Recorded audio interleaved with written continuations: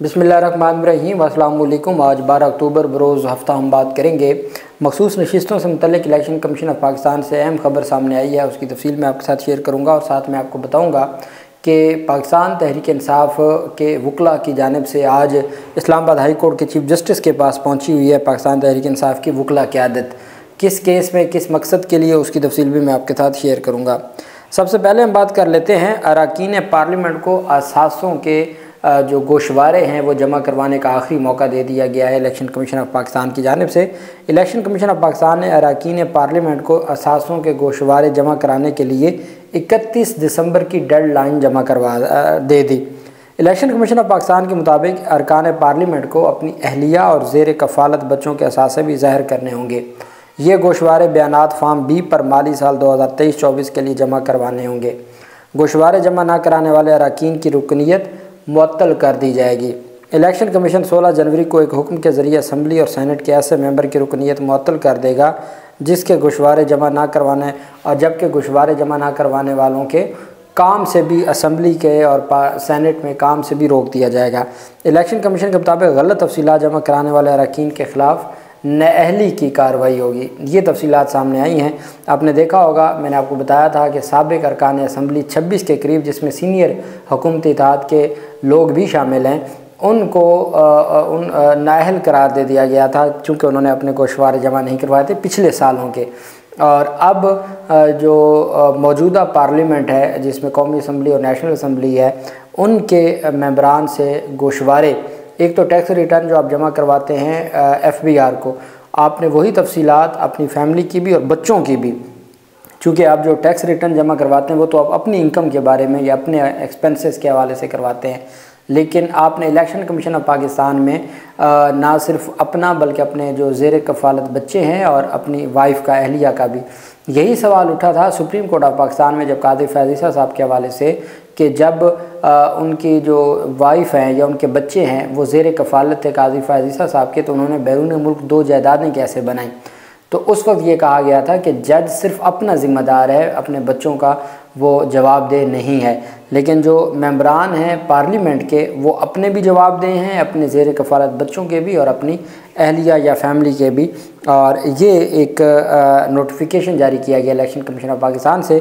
Election commission of Pakistan ने वाज़ेह तौर पर डायरेक्शन दी है कि 31 दिसंबर तक जो गोशवारे जमा नहीं करवाएगा उनको हम मुअत्तल कर देंगे। और 16 जनवरी का उन्होंने डेट दी है कि उनको काम से भी रोक दिया जाएगा, उनको असम्बली में भी नहीं जाने दिया जाएगा। अगर वो कोई मिनिस्टर है, वफाकी मिनिस्टर है, तो उसको काम से रोक दिया जाएगा। ये इलेक्शन कमीशन ऑफ पाकिस्तान की जानिब से नोटिफिकेशन जारी किया गया। ये हर साल जारी होता है और ये अब सामने आया है कि तारीख सामने आ गई कि कब तक गोशवारे जमा करवाने हैं। फाफिन की रिपोर्ट सामने आई है इलेक्शन ट्राइब्यूनल्स के हवाले से।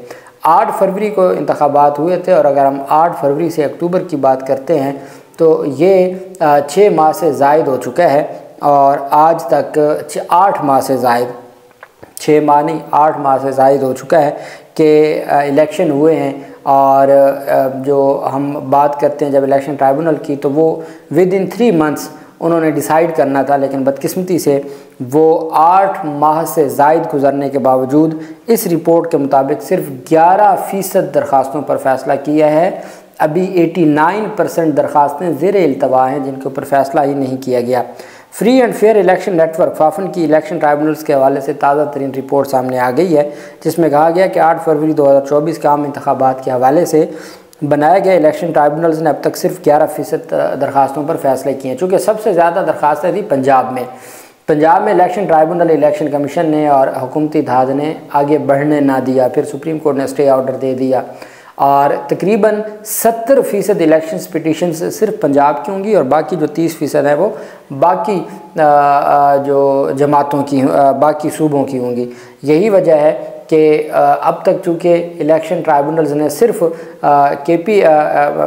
पेशावर में भी कोई अभी तक फ़ैसला नहीं आया, सिर्फ बलूचिस्तान में फ़ैसले आए हैं और चंद एक सिंध में आए हैं, बाकी तमाम फ़ैसले सिर्फ बलूचिस्तान से आए और किसी सूबे में फ़ैसला नहीं हुआ। सिर्फ बलूचिस्तान हाई कोर्ट के जो अंडर जजेज़ हैं उन्होंने फ़ैसले अब तक डिसाइड किए हैं। कुछ अपीलें भी सुप्रीम कोर्ट तक पहुंची हुई हैं।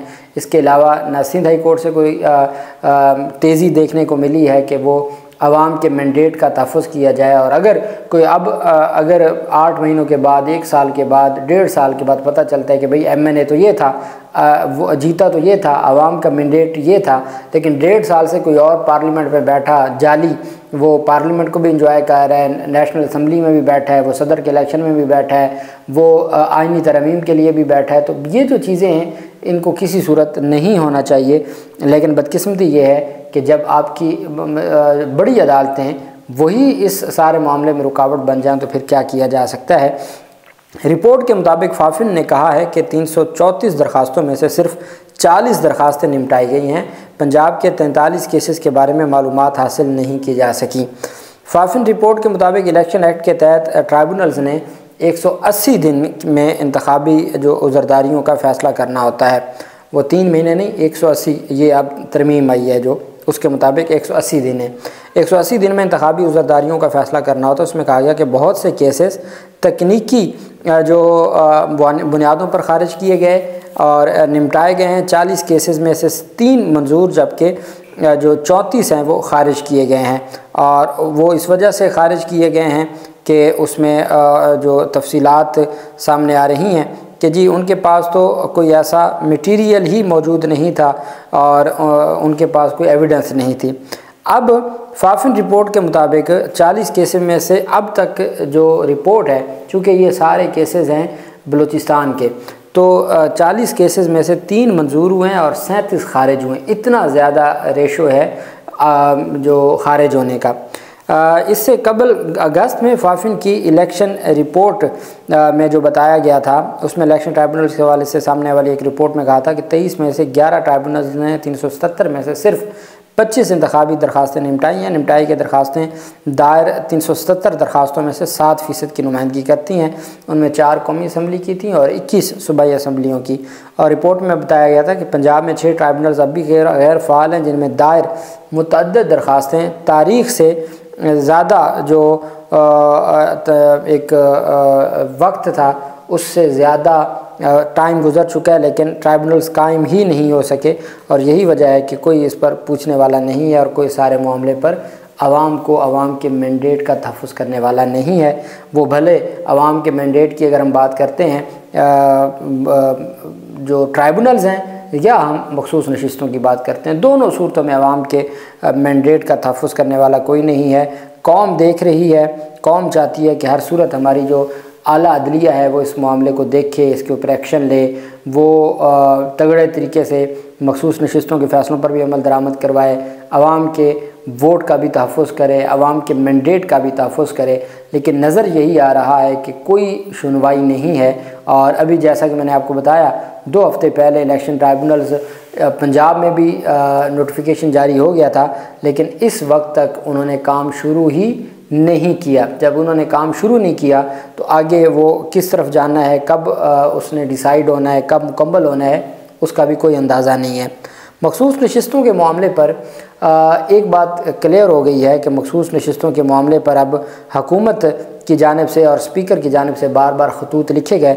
तो उन खतूत में ये मुतालबा किया गया स्पीकर कौमी असम्बली की जानिब से भी और पंजाब असम्बली की जानिब से भी कि आप सुप्रीम कोर्ट के फ़ैसले पर अमल दरामद ना करें, बल्कि आप पार्लियामेंट के बनाए हुए इलेक्शन तरमीमी एक्ट के तहत जो सेक्शन 104 है उसके तहत आप हुकूमती और 18 अक्टूबर को जो मखसूस नशिस्तों वाले पहले थे हुकूमती इत्तेहाद के जो मेंबरान असम्बली थे जिनको सुप्रीम कोर्ट ने मुअत्तल किया था, उनको भी बुला लिया है, इस्लामाबाद बुला लिया गया है। ये आप अंदाज़ा लगाएं कि उनको ये इल्म है कि मखसूस नशिस्तें भी उनको मिल जाएंगी। और मखसूस नशिस्तों का जो मामला है, मैं कहता हूँ करने दें इनको, ये जितना करेंगे उतना ही इनके लिए ये दलदल में धंसते जा रहे हैं और नस्लें, इनकी नस्लों में भी कोई सियासत नहीं कर पाएगा। अवाम इनसे इतना ज़्यादा मुतनफ़िर हो जाएगी इनकी गैर जमहूरी सोच की वजह से। मखसूस नशिस्तों के मामले पर स्पीकर कौमी व सूबाई असम्बली के खतूत का जायज़ा लेने के लिए इलेक्शन कमीशन का इजलास चीफ इलेक्शन कमिश्नर की ज़ेर सदारत कल हुआ था, जिसमें स्पीकर व कौमी व सूबाई असम्बली के खतूत इलेक्शन कमीशन के तमाम अरकान के हवाले किए गए। इलेक्शन कमीशन ने अपने कानूनी विंग से खतूत पर राय तलब कर ली। इलेक्शन कमीशन के लीगल विंग आइंदा इजलास में स्पीकर के खतूत पर अपनी राय देंगे, जबकि इलेक्शन कमीशन के हवाले से आइंदा इजलास शंघाई ताउन तंजीम के सरबराह इजलास के बाद होगा। लीगल डिपार्टमेंट की तजावीज़ सामने आने के बाद इलेक्शन कमीशन अपना फ़ैसला करेगा। आपको याद होगा कि ये मामला इस तरह से चला था कि इस सारे के सारे मामले में पाकिस्तान तहरीक इंसाफ की जानिब से ये कहा गया था, और पाकिस्तान तहरीक इंसाफ पहले दिन से कह रही थी कि अगर आप आवाम का जो मैंडेट है आप वो नहीं देंगे तो, और यही बात सुप्रीम कोर्ट ऑफ पाकिस्तान ने अपने उर्दू फैसले में भी मैंने आपको पढ़ के सुनाई थी कि ये मामला आवाम के हकूक़ का है, और इलेक्शन कमीशन भी बुरी तरह नाकाम हुआ है, रिटर्निंग अफसरान भी बुरी तरह नाकाम हुए हैं और वो अपनी ज़िम्मेदारियाँ निभाने में नाकाम हुए हैं। अब अगर इन्हीं चीज़ों को मद्देनज़र रखा जाए तो फिर ये नज़र आता है कि किस तरीके से चीज़ों को ख़राबी की तरफ लेके जाना चाहते हैं। ना ट्राइब्यूनल को काम करने दिया जा रहा है, ट्राइब्यूनल 40 में से 37 खारिज कर चुके हैं, जो 3 मंजूर हुई हैं वो भी सुप्रीम कोर्ट जानी है, सुप्रीम कोर्ट में जो कुछ चल रहा है वो भी हमारे सामने है। वहीं पे पाकिस्तान तहरीक इंसाफ की जो क़यादत है वो फैसल चौधरी जो वकला क़यादत है, Islamabad high court bar association के सदर और उनके साथ सीनियर वकला, इस वक्त जब मैं आपसे बात कर रहा हूँ तो वो इस्लामाबाद हाई कोर्ट के चीफ जस्टिस आमिर फ़ारूक साहब के चैम्बर में जज साहब से ये इस्तदा करने गए हैं कि कल की जो समाअत थी आपने ये कहा था कि जो पेशरफ्त रिपोर्ट है वो आज हफ्ते वाले दिन पेश की जाए, आप मेहरबानी करके उस केस को आज ही समाअत के लिए मुकर्रर करें और उनसे पेशरफ्त रिपोर्ट लें। इंतज़ार पंजोता कोई आम वकील नहीं है, वो आम शहरी नहीं है, वो इमरान खान का तर्जमान है। जेल से मुतल्लिक जितने भी मामलात हैं वो सारे इंतज़ार पंजोता डील करता है। तो अगर वो उनकी ये हालत है कि उनका मालूम नहीं हो रहा, उन तक रसाई नहीं हो रही, उनका पता नहीं चल रहा, तो इसका मतलब है कि अदालतों को छुट्टियां नहीं करनी चाहिए। अब तो आगे भी छुट्टियां, जैसे सुप्रीम कोर्ट ने छुट्टियां कर दी हैं 14 के बाद 3 दिन की छुट्टियां इस्लामाबाद हाई कोर्ट और पिंडी बेंच लाहौर हाई कोर्ट ने भी कर दी हैं। सुप्रीम कोर्ट की देखा देखी जब सुप्रीम कोर्ट ने कर दी है तो बाकियों ने भी करनी थी। तो क्या बुनियादी इंसानी हकूक़ आपने रख दी हैं? अगर कोई इजलास हो रहा है तो उसका क्या मतलब है कि आप बुनियादी इंसानी हकूक़ की पिटीशंस नहीं सुनेंगे? लोगों की बाजियाबी की दरखास्तें लगी हुई हैं और हमारी सुप्रीम कोर्ट को भी 3 दिन के लिए बंद कर दिया गया है। जो चीफ़ जस्टिस ऑफ पाकिस्तान की जानिब से chief justice Islamabad high court ने इस्लामाबाद हाई कोर्ट को 3 दिन के लिए बंद कर दिया है। हफ्ता इतवार छुट्टी 14, 15, 16, 3 वो छुट्टियाँ, 5 दिन के लिए बुनियादी इंसानी हकूक़ का जो काम है वो ठप हो गया है। किसी की कोई रिकवरी नहीं होगी, किसी की बातयाबी नहीं होगी, किसी को रिलीफ नहीं मिलेगा। तो इस तरीके से तो ये मामला कहाँ तक चला जाएगा? इमरान खान की जो ज़मानत की दरख्वास्तें थी वो उनकी अहलिया बुशरा बेगम की दरख्वास्तें थी, जज साहब अवेलेबल नहीं थे जिसकी वजह से ये नहीं हुआ। खैर अब देखना यह है कि आज छुट्टी के दिन इस्लामाबाद हाई कोर्ट क्या दोबारा चीफ जस्टिस अदालत लगाते हैं या नहीं लगाते, पाकिस्तान तहरीक इंसाफ के वकला कामयाब हो पाते हैं या नहीं हो पाते, जो भी तफसील होगी मैं आपके साथ शेयर करता रहूँगा। अल्लाह पाक पाकिस्तान का हामी नासिर हो। बहुत शुक्रिया। अल्लाह हाफिज़। पाकिस्तान जिंदाबाद।